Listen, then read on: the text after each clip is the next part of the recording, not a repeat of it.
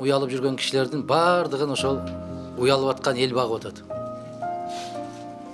Ал эмне кандай деп ойлойт? Ошол маршруткадан, тиги маршруткадан түшүп, тиги маршруткадан дегенде ал эмне кой жүктөп бараткан маршруткабы?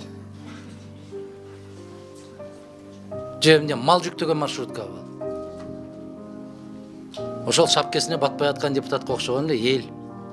Ошол элдин добушу менен ошол жерде отурат. Бул уят маскарасын чыгарды мына ал азыр. Келатсаң, могу жерден уялам мен, чын айткандачы.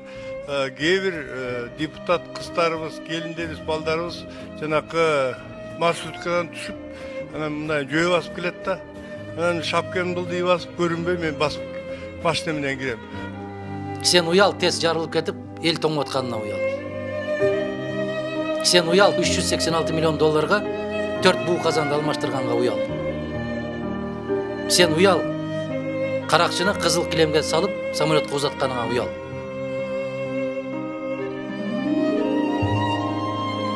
Сен уял ошол комтөрдүн үстүндөгү бүт бардык мөңгүлөрдүн жардырып атканыңа уял.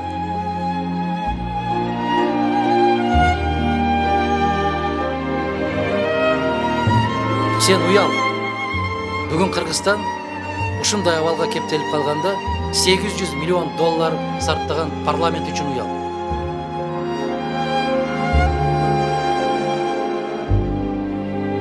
Сен уял 70 миң 80 миңден айлык алып, мугалимдерге 5 миңден бергенде 1000 сомдон кармап калгандан уял.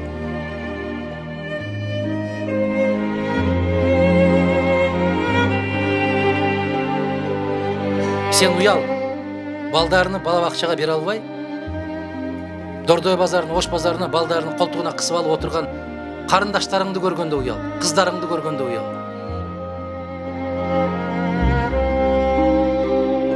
Сен уял Кыргызстанда нан таппай, бүтүндөй дүйнөнү кыдырып кеткен 1 миллионго жакын кыргыздын сыртта жүргөнүнө уял.